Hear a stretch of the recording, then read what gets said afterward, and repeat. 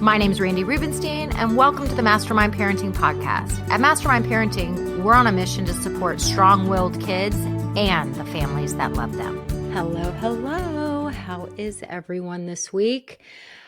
I have a topic that I want to talk about that's being spurred on by a number of things. Sometimes there's themes that I seem to coach parents on, and this week there's been a theme that involves self-trust. Like, I'm just not sure if I should say this thing. I don't want to hurt their confidence, but they really could, they really need to. I mean, from a little kid that is turning 4 that hasn't potty trained yet, and to mom of a second grader who her son struggles with reading comprehension, to a mom who her teenage daughter took her hair product and then she didn't ask to take it, and then the mom found the hair product in her daughter's bathroom. She didn't know if she should bring it up or not. To the mom whose middle schooler seems to like be operating in a lot of chaos. She's really worried about her child's confidence. She running late all the time, but when mom tries to talk to her about it, the daughter's totally shut down, not open to discussing it. It seems like there's a lot about, I don't want to hurt their confidence. I don't know what to say. I don't want to say the wrong thing. What do you think, Randy? What do you think?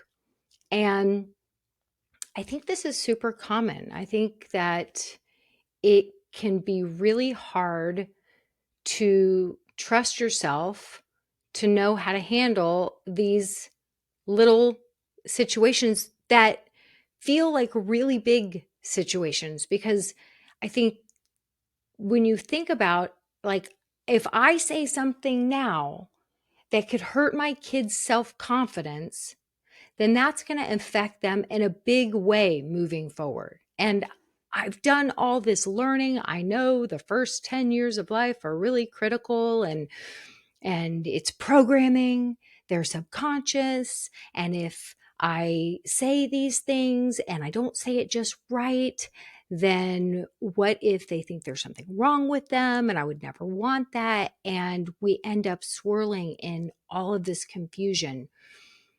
And when I talk about pack leadership, when you're swirling in confusion and indecisiveness, insecurity, worrying what you might say, what you should say, not sure of what to say, monitoring every word that comes out of your mouth, it is not pack leadership. And that is not what ultimately ends up helping our kids. But how do we shift out of that cycle, right? So how do we shift out of that cycle?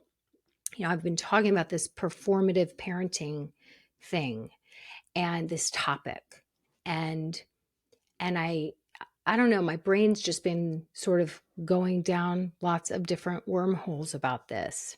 Why do people seem to think that they can't bring their authentic self to the most important relationships? Like, all any of us ever want is to feel seen, to feel known by the people that love us the most. And we want our kids to feel the same way. And yet this concept of parents that are pretending and performing, I think it's just prevalent everywhere. And I really have been trying to understand this and looking at myself as well, right? And so I know whenever I'm obsessed about some concept, what I know now is I start talking about it and I want to teach people about it, and this thing that I've just realized and I need to teach about it. And what I know now is I really teach what I need to learn. And when I start teaching it, it means something recently. I connected the dots about something recently for myself. This is super cringy to look at, right? Like, I'm teaching the thing I need to learn. So where have I been a performer, right? There's a saying, you spot it, you got it. And so I've really been looking at, where have I been a performer? Where have I been a performing parent? And and I'm really thinking about that. And when I go back to when I first realized that I need to take a parenting class or something. My son, who's now 25, he was almost 3.5. And I just didn't, I knew there was something to figure out. I knew that our household felt stressful. I knew that I was annoyed with my husband a lot. And so I've told the story a million times where I basically gave my husband an ultimatum. I'm like, we're either taking a parenting class or we are going to marriage counseling. I don't know, but whatever we're doing here, I don't like it. And he looked at me like I was crazy. And because I can be kind of intense, he was like, fine, I'll take a parenting class. So the very first parenting class that we took was all about the kids' perspective. It was called Redirecting Children's Behavior. And I learned some new things. And I had been poring over parenting books, right? And I really did learn some new things. It helped me and my husband to get on the same page. It helped us to, what I call Q-tip, quit taking it personally, and really start investigating and playing detective about what, when our kid was having whatever behavior it was, whining all the time, being super needy, uh, fighting us on things, picky eating, whatever it was, it helped us to play detective and really to try and understand him better, get to know him better. But it was when I really kept on reading the books, and then the books turned to books about me. When he was about 7-ish was the first time I saw or heard about Brene Brown, and so many years ago. And she wasn't even a big deal yet. She hadn't done a TED Talk or anything like that. She was local. She lives in Houston, not far from me. She was speaking at my synagogue. I went, I heard her speak. She was talking about these concepts she was talking about her book, The Gifts of Imperfection. She was talking about things that I had never learned about or heard about. It was really interesting to me. And so I read her book, and then shortly after that, I started learning about this program that was designed for teachers and called Conscious Discipline, which really helped me and that program is all about the adults looking at themselves. And so that's where all the science came in. I started learning about the brain and learning about what's going on in our bodies when we're triggered and all these concepts I'd never heard about. And so what I want to say is I learned a lot from parenting program to books to resources, and I threw a lot of spaghetti at the wall. A lot. And I would learn information and then I would practice it. Sometimes I would shift gears way too quickly. Like I learned about this thing, kids need structure. And so I put in crazy structure, and then that didn't feel right. And then I read a book about how you just follow the kids lead. And so I combined the two. So I kept just combining things and just trying and trying and trying and trying and trying. And ultimately, where I am now is I realized that if I had just had two kids, like my two younger kids, I probably I would have raised my kids the way I was raised, just maybe a little bit of a more modern twist on it. I wouldn't have changed cycles. I wouldn't have been a cycle breaker. I had to have a kid that was strong-willed, that was highly sensitive, who those old tactics, those authoritarian tactics, they didn't work. And it definitely was not going to work to yell at him. because he was so highly sensitive. Like there was some kind of inner knowing in me that had to learn a new way. And and so I like to say now that because we had an Alec, Alec basically introduced me to myself. And because we had an Alec, I think every member of our family was was called to more, became an elevated version of ourselves. But as I now notice when we're in certain patterns, I bring a lot of curiosity and help other parents sort of investigate and look at their own patterns in a way that is, I think it's kind of fun, to be perfectly honest. So I was thinking about this performing thing, and I was thinking about where have I been a performer. um and the truth is, I think when I was learning new things, I was sort of faking it till I made it. And then when something felt right or it worked, I just tweaked it and made it my own.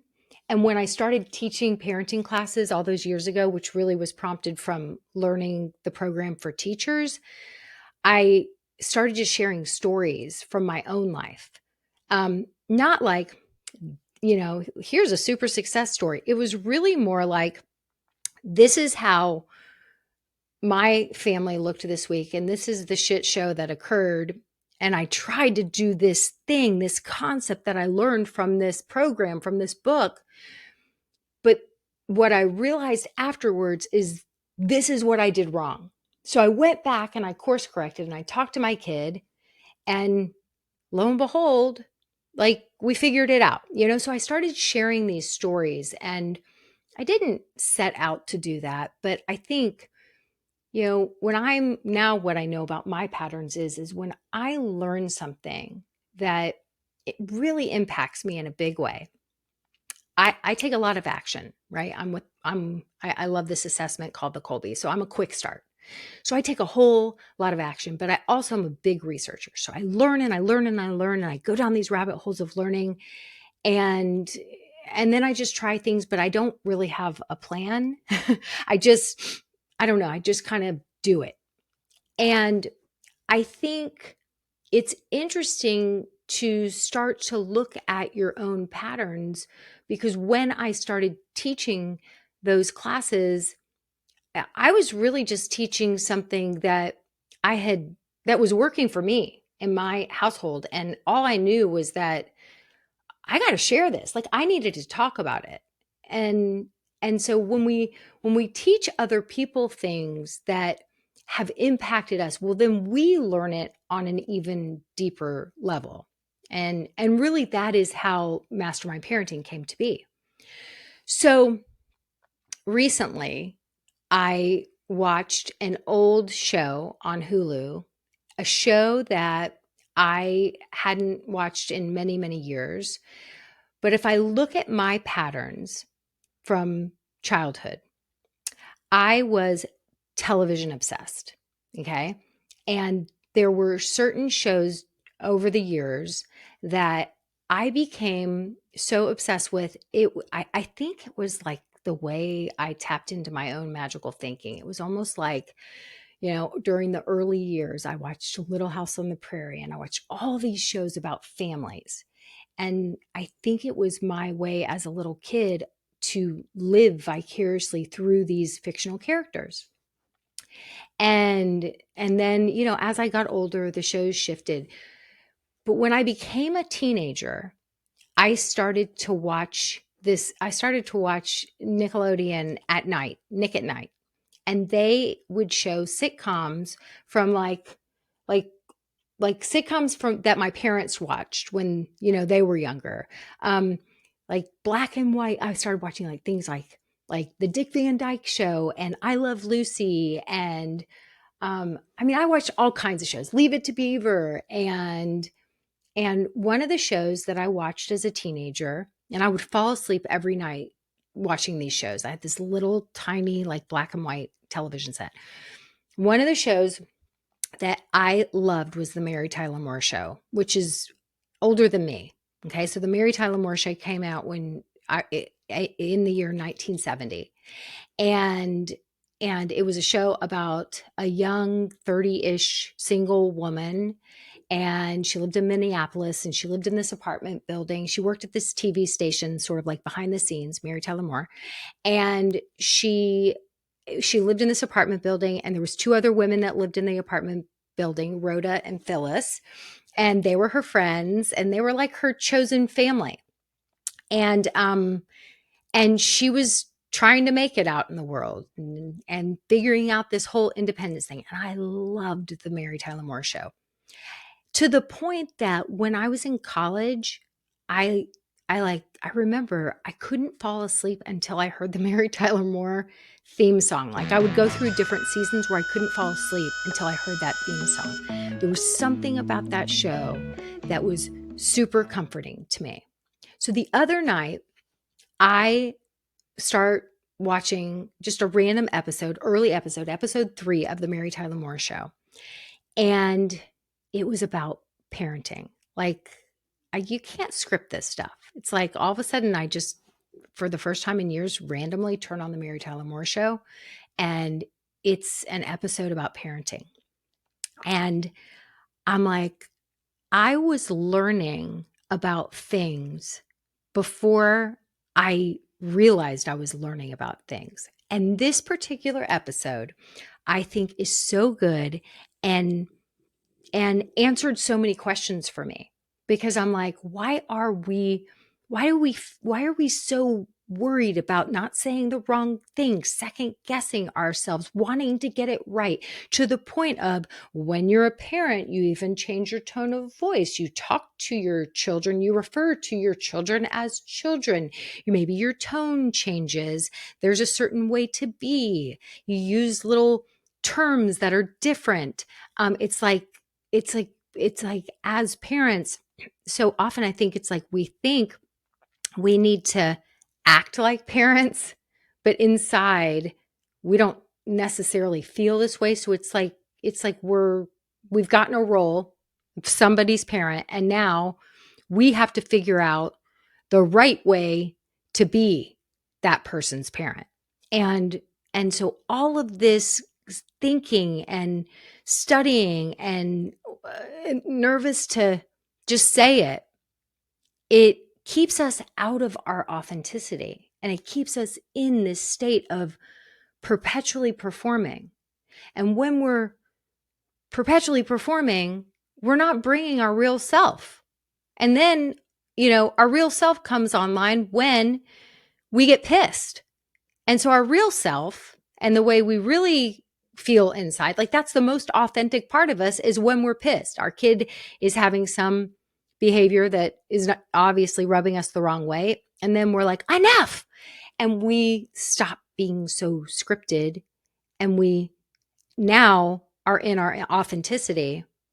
But that is the opposite of what we're trying to be when we're in the parent acting role. I don't know if y'all are tracking. I want to share some clips from the Mary Tyler Moore Show, because I think it really sort of explains how we got here. Okay, how we got here, thinking that we need to trust the books and the resources and the programs and the professional more than we trust ourselves. And I'm not saying, look, I learned a ton from all the things I've studied, and the programs and the resources. Like, I've learned a ton. I really feel like I reconditioned myself, retrained my brain, sort of learned a new way to think and be in the world that goes way beyond parenting. I think it's helped me to grow into who I am today. So I'm all about learning, but I think there's this balance of, okay, I know these concepts that these resources have taught me. And now, what does it look to combine that with my inner knowing and what I really think? And if I'm too scared to say things to my own kid because I'm so worried about breaking their confidence, right? What is that about, right? Guess what? We can always course correct. It's messy being a human. Sometimes we say shit that we are like, okay, that came out terrible. I'm super sorry for saying that, right? Like that probably didn't feel good. Yeah, mom. Yeah, it was. Yeah, I don't even know why I said that. I'm sorry. I didn't mean that. Now, tell me what you are feeling. I just want you to tell me what's going on with you.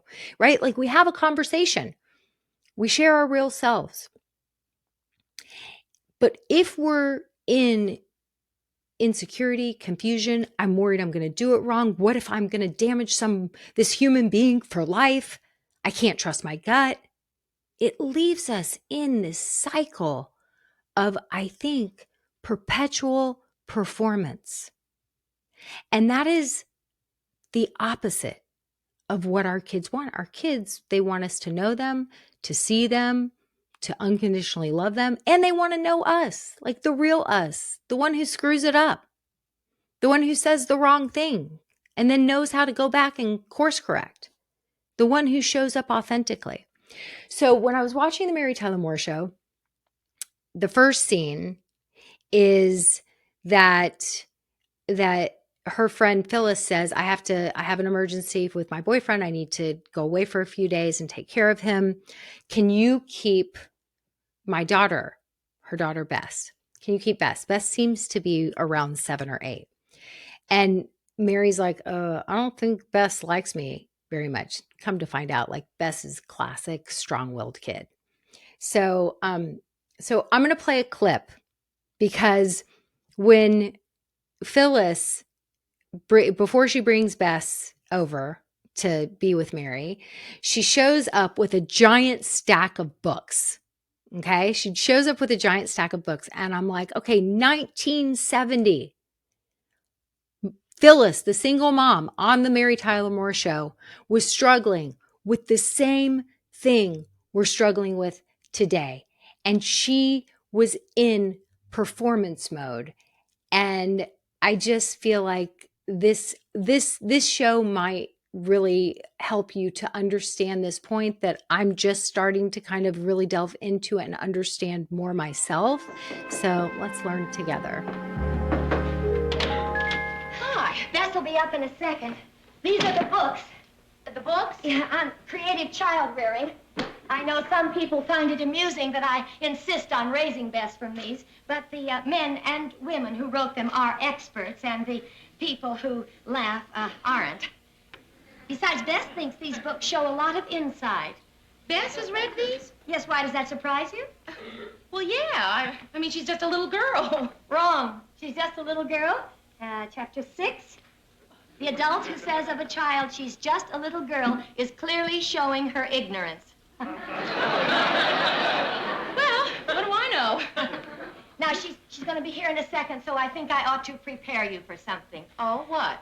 Well, it's just something she does when she's angry. I just ignore it. I wish you would, too. Well, what? Oh, Mother's coming, No, Bess. no, Mother is not coming until Mary finds out what it is that Bess does. She wears my wig and makeup.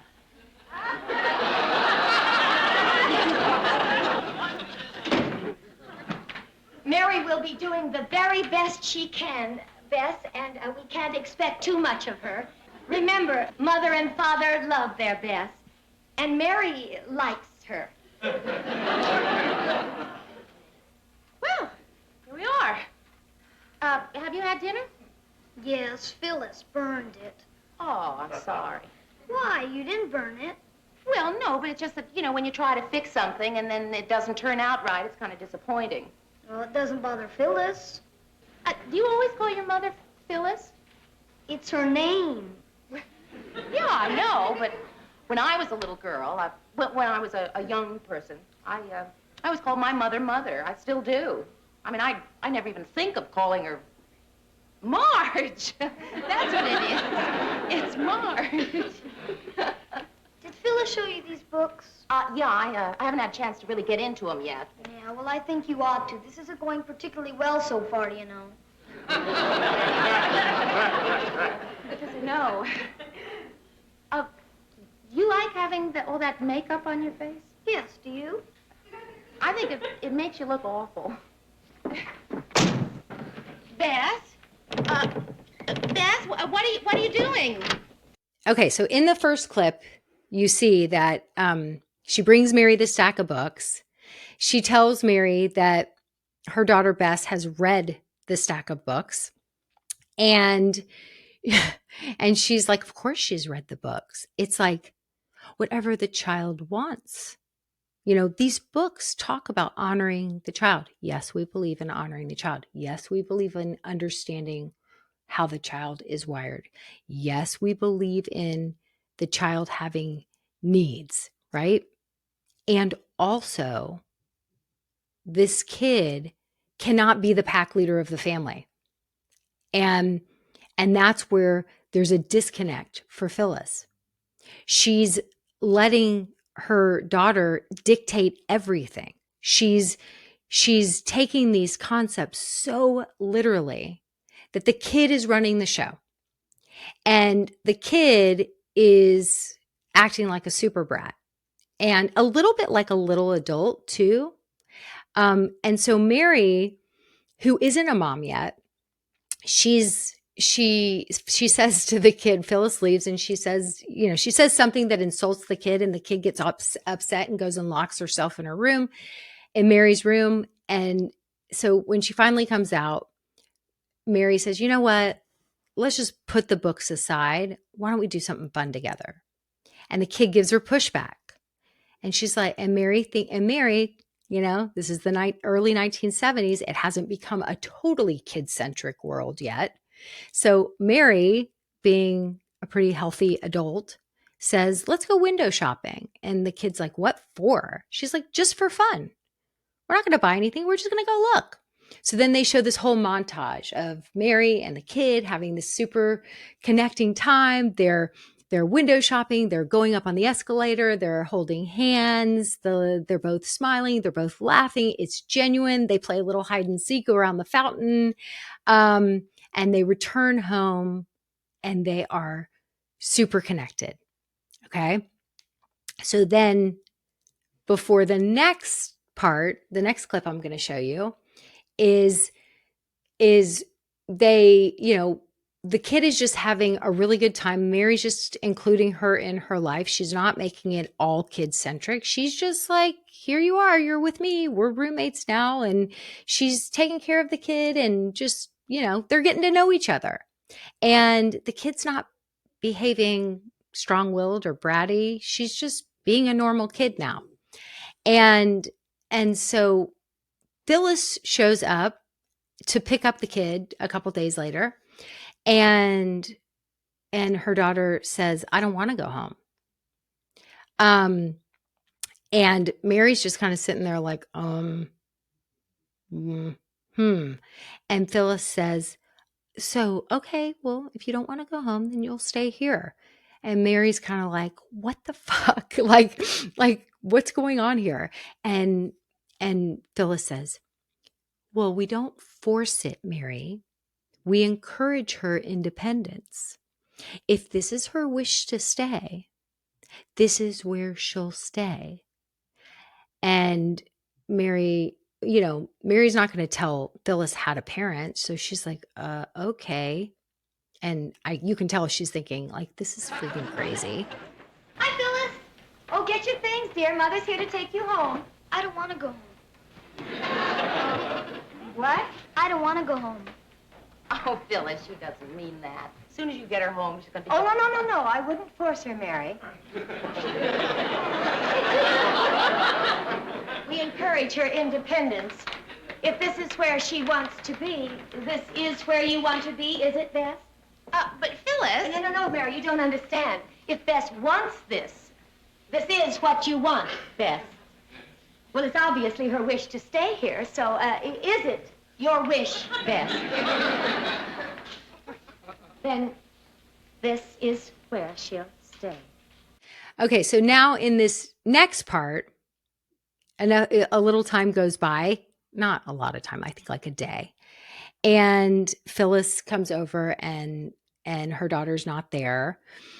And Mary says, okay, this is getting crazy. Like, she needs to go home. And they have, and Phyllis says, no, it's just a phase. We won't force it.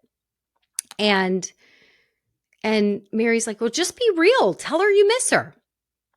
And, um, and Phyllis says, oh, no, no, no. And then she starts getting defensive and she says, you think I'm a lousy mother. And then she calls Mary, you daughter snatcher, you daughter snatcher. It's it's really interesting because the way it ends up sort of, as this clip you'll see, Phyllis breaks down after she has that kind of explosion and the truth comes out. You think I'm a lousy mother, which Mary's like, I might think you're a lousy mother, which really was just Mary saying, like, stop with the books. And so Phyllis starts crying and she says to Phyllis, like, sometimes you come on really strong. And this soft, gooey this is the you that I love. This is what makes me feel connected to you, the real you, the messy you, the one who isn't always going by the book. Like, why don't you just tell her that you miss her? Be the real you, be vulnerable. Like, let her know you. It's so that this version of you is so much better than that robotic by the book. Let's consult. She had like the book, it was like dog-eared and there was a million bookmarks and she's like, stop going by the book.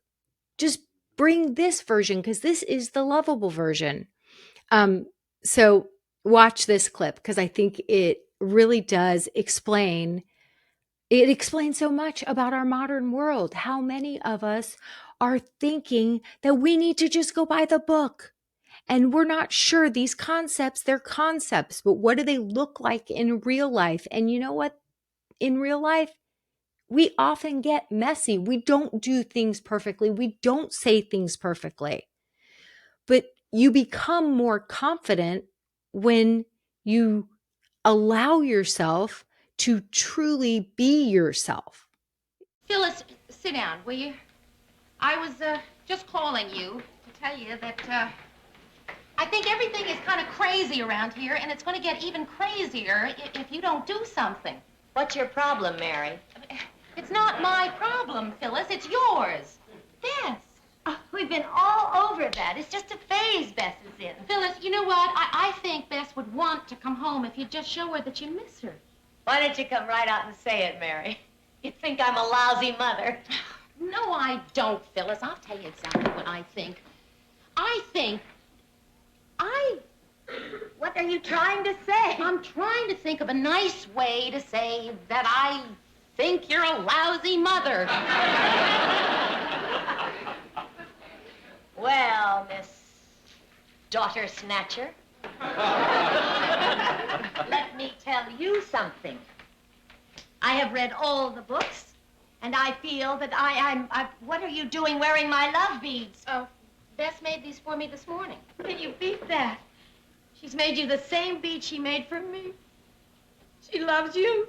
She wants you to be her mother. Oh, Phyllis. What is it? Bess.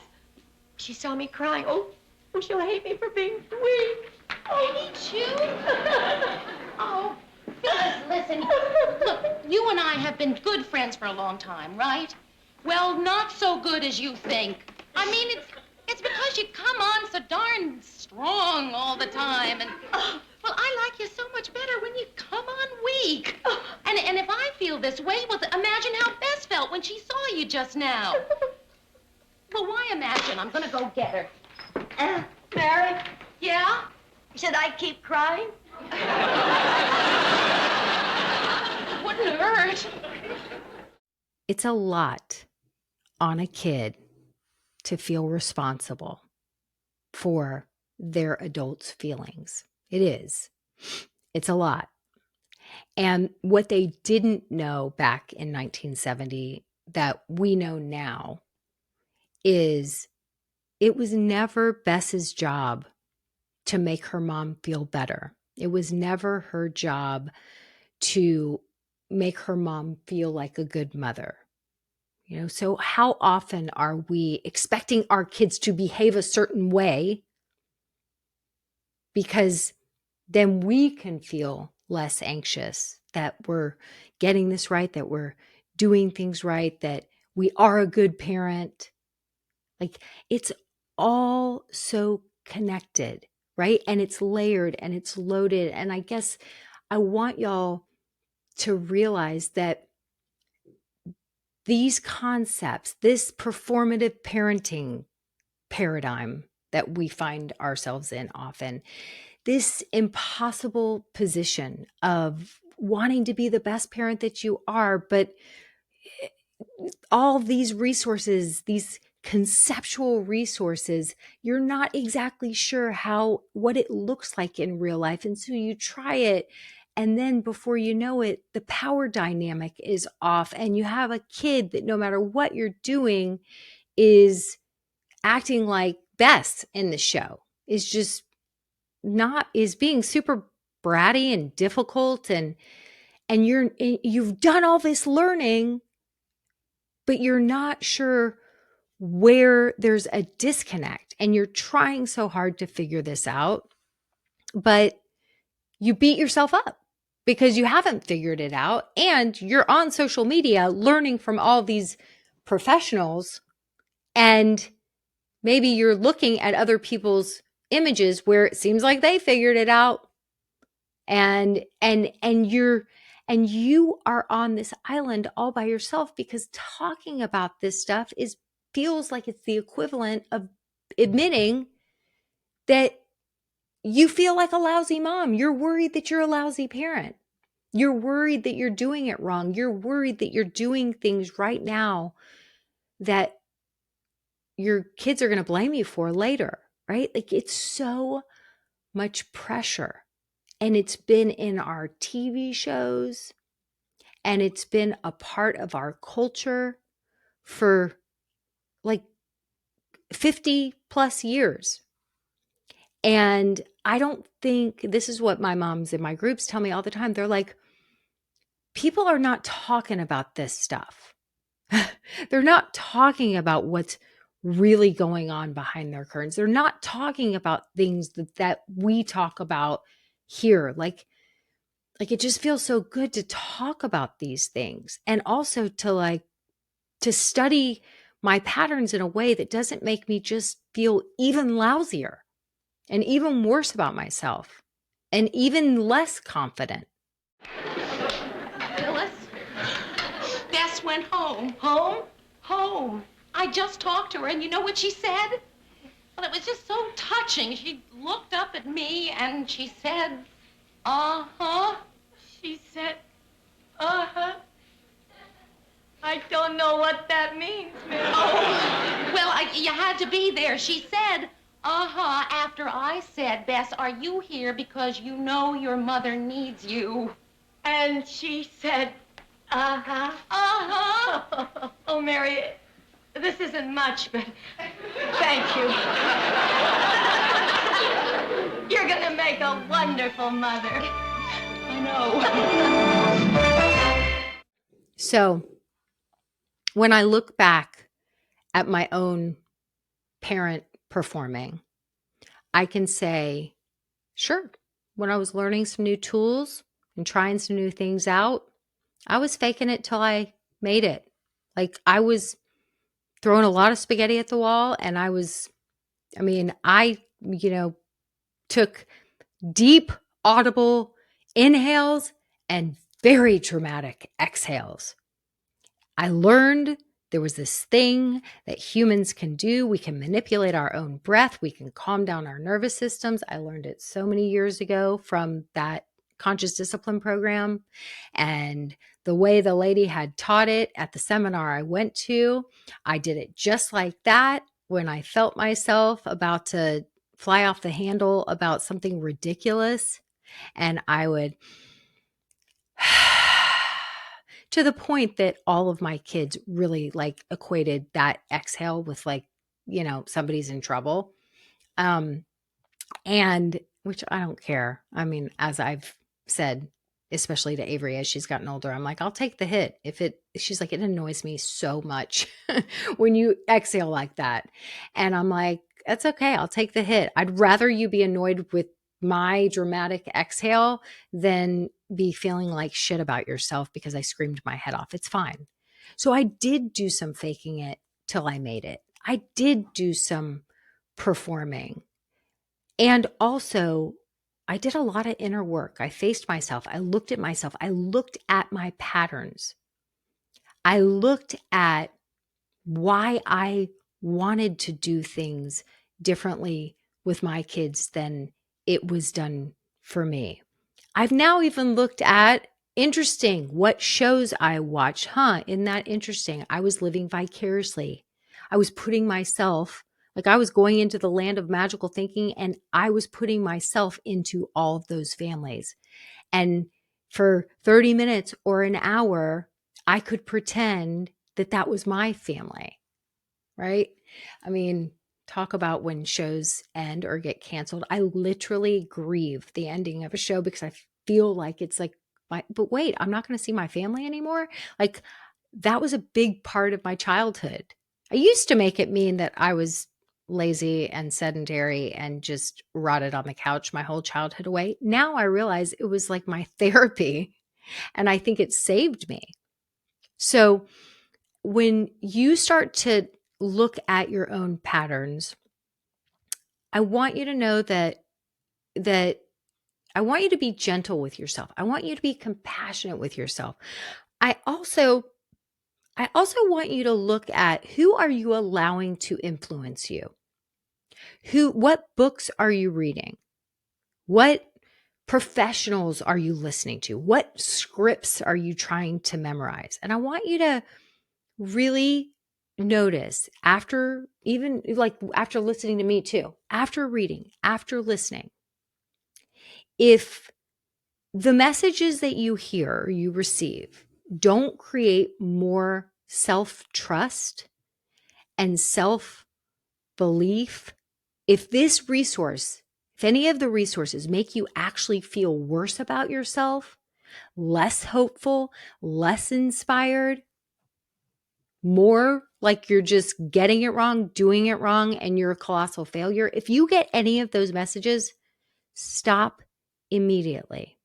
I want you to protect yourself.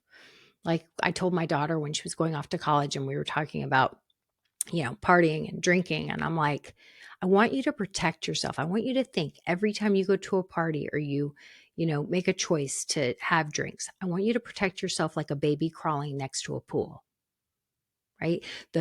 I want you to realize that the messages that come in, you are very susceptible to taking that in. And if they make you feel bad about yourself, you're not going to show up as your most confident, messy, brilliant, authentic, pack leadery self with your kids.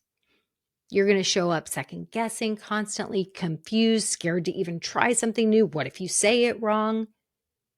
And so I want you even just to just take a break from anything that doesn't feel inspiring, supportive, or help you believe harder in yourself.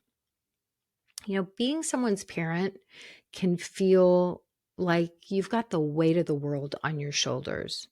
So take care of yourself so that they don't feel like they have to. It's like Phyllis's daughter goes home. My mom needs me. No, we're not doing that. Guess what? We're the parents. We take care of the people. We don't need them to take care of us. We don't have baby feelings.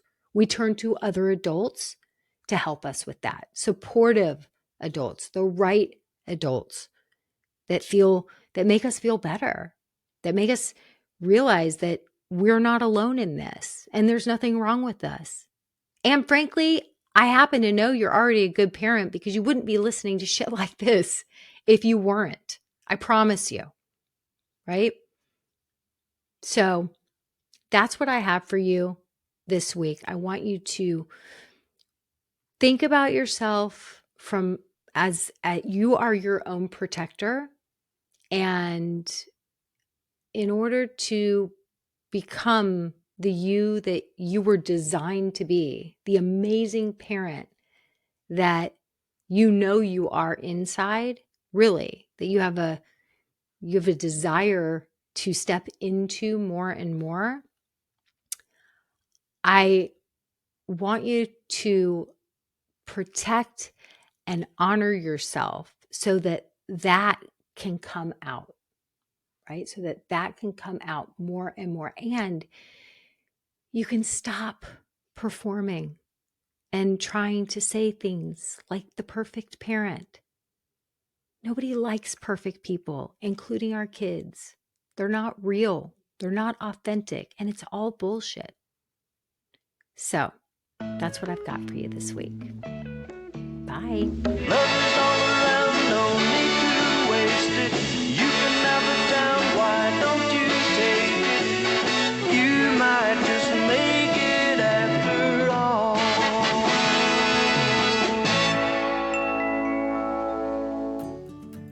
Thanks for listening today, guys. I hope you picked up some tips, tools, maybe some baby steps for creating more balance and boundaries in your life.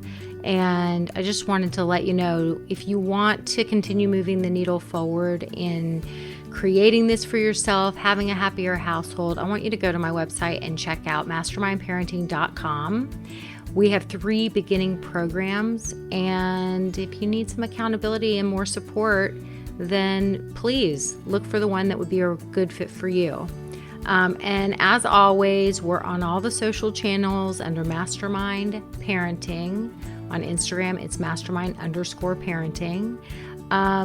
And, periodically I do pop up on different Instagram lives, Facebook lives, where I give you teaching and coaching, and I love engaging with you live to help you help your strong-willed kids so that they can feel better, because when they feel better, they do better. And I love, love, love getting to know you guys. So thanks for listening. If you like this podcast, please don't forget to subscribe, rate, and review. Super, super appreciative.